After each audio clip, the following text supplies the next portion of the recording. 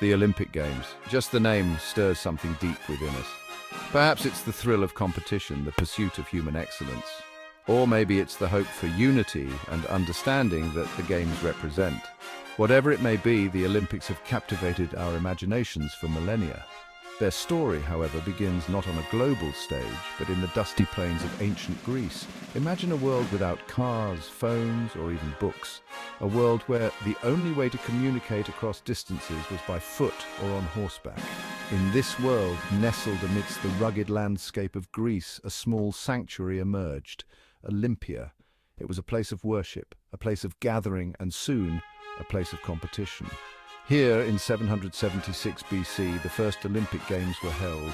These games were a groundbreaking event, bringing together athletes from various city-states. They were more than just athletic contests. They were a celebration of human potential and a showcase of the physical prowess that the Greeks so highly valued. They were a religious festival, a celebration of the human spirit, and a testament to the Greek ideal of a sound mind in a sound body. The games were deeply intertwined with the worship of the gods. These ancient games were dedicated to Zeus, the king of the gods. His statue stood tall in Olympia, a reminder of the divine presence overseeing the events. Every 4 years, a sacred truce would be declared throughout Greece. This truce was known as the Ekekeiria, and it ensured safe passage for all participants traveling to and from Olympia. City-states, often at war with each other, would lay down their arms. This temporary peace allowed athletes and spectators alike to travel without fear of conflict.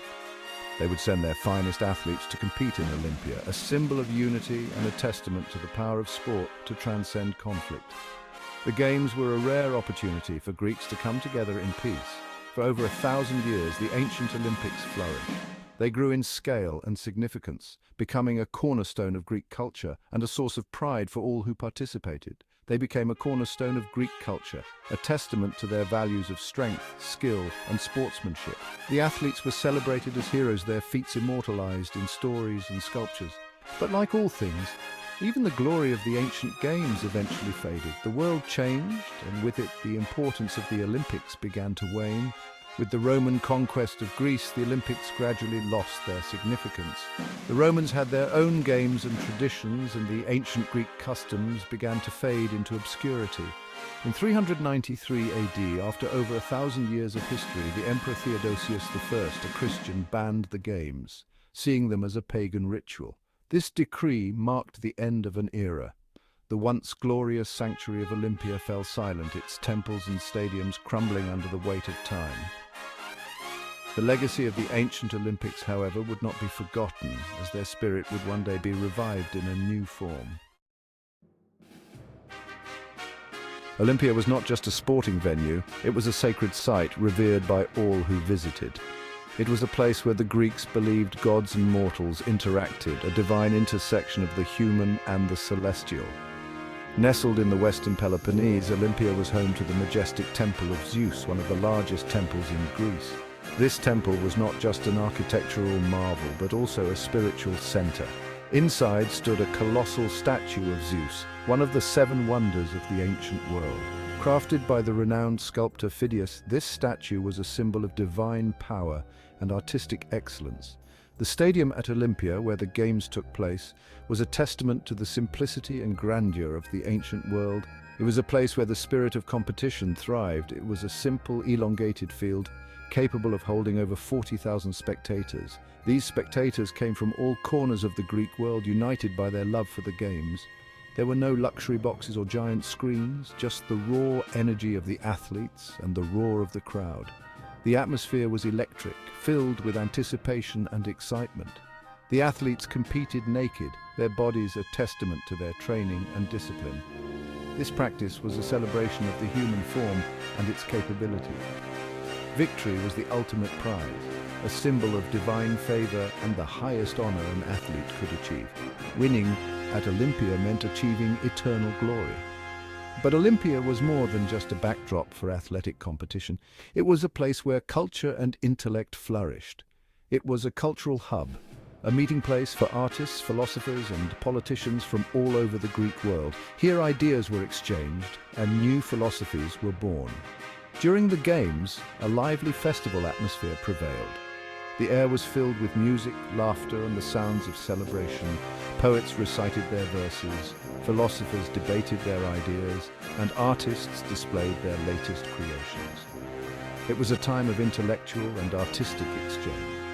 The Olympics were a celebration of all that was great about Greek civilization, its athletic prowess, its artistic brilliance, and its intellectual curiosity. It was a showcase of human potential and achievement. The Games were also a time for religious rituals and ceremonies. These rituals were an integral part of the event, connecting the human and the divine. Sacrifices were made to Zeus and other gods, and prayers were offered for victory. These acts of devotion were believed to bring favor and success. The victors were crowned with wreaths of olive leaves, a symbol of peace and victory, and were hailed as heroes. This simple crown was a powerful symbol of their achievement. They returned to their cities not just with glory, but with the tangible benefits of fame, wealth, and even political power. Their victories elevated them to a status akin to that of demigods, revered and celebrated by all. The ancient Olympics were a far cry from the multi-sport spectacle we know today. Originating in Olympia, Greece, these games were deeply rooted in religious and cultural traditions, held in honor of Zeus, the king of the Greek gods. The early games featured just one event, the stadium, a foot race of approximately 192 meters. This race was the ultimate test of speed, with athletes sprinting down a straight track, their muscles straining and hearts pounding. It was a test of pure speed and endurance, and the winner was crowned the victor of the Games. The victor received a simple yet highly coveted prize, a laurel wreath symbolizing honor and glory. Over time, however, the Games expanded to include other events, reflecting the evolving athletic prowess of the Greeks. These new events showcased a variety of skills and physical capabilities, broadening the scope of the competition. Boxing, a brutal contest of strength and skill, was introduced in 688 BC. Unlike modern boxing, ancient Greek boxers fought without gloves, using leather straps to protect their hands, making the sport even more grueling. Wrestling, another popular sport, tested the athlete's grappling abilities. It was a contest of technique and power, where the objective was to throw the opponent to the ground 3 times to claim victory. The pankration, a no-holds-barred combination of boxing and wrestling, was not for the faint of heart. This event allowed almost any move except for biting and gouging, making it one of the most dangerous and thrilling competitions. These events showcased the raw physicality of the ancient world, a stark contrast to the highly specialized sports of today. The athletes trained rigorously, often dedicating their lives to perfecting their skills and achieving peak physical condition. The chariot race, introduced in 680 BC, was a spectacle of speed and danger. This event captivated audiences with its high stakes and dramatic outcomes. Teams of 4 horses, driven by charioteers, thundered around the hippodrome, a long oval track. The charioteers had to skillfully navigate the course, balancing speed with control to avoid disastrous crashes. The dangers were very real, with crashes and fatalities not uncommon. The intensity of the race, combined with the skill required to manage the horses, made it a thrilling and perilous event. Yet the chariot race was the most prestigious event of the Games, a testament to the Greek fascination with speed, skill, and the thrill of risk. Victorious charioteers were celebrated as heroes, their names etched into history. The ancient Olympic Games may be long gone, but their legacy continues to resonate. They laid the foundation for the modern Olympic movement, inspiring the revival of the Games in the late 19th century. They gave us the concept of athletic competition as a test of human potential.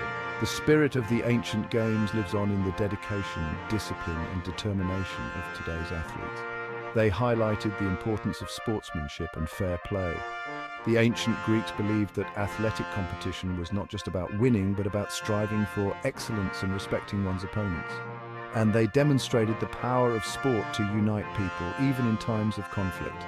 The Olympic truce, a tradition of ceasing hostilities during the Games, allowed athletes and spectators to come together in peace.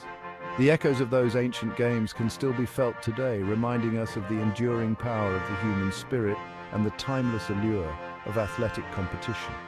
The legacy of the ancient Olympics continues to inspire and unite people around the world, celebrating the shared values of excellence, friendship, and respect.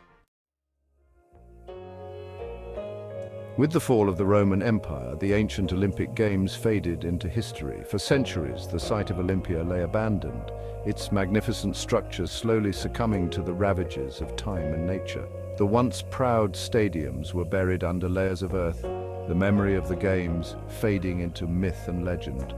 The spirit of athletic competition, however, never truly died. Throughout the Middle Ages, various festivals and contests took place across Europe, echoes of the ancient games. In England, the Cotswold Olympic Games, a celebration of rural sports and traditions, emerged in the 17th century. While these events lacked the scale and grandeur of their ancient predecessor, they kept the flame of athletic competition flickering, however faintly. During the Renaissance, the rediscovery of classical learning sparked a renewed interest in ancient Greece. Scholars pored over ancient texts, uncovering the lost history of the Olympic Games. The ideals of the Games, physical excellence, fair play, the pursuit of victory, resonated with the Renaissance spirit of humanism. However, it would take another few centuries and the vision of one man to bring the Olympic Games back to life. The stage was set for a revival, a reimagining of the ancient games for a modern world, a world on the cusp of technological advancement, global connection, and unfortunately renewed conflict.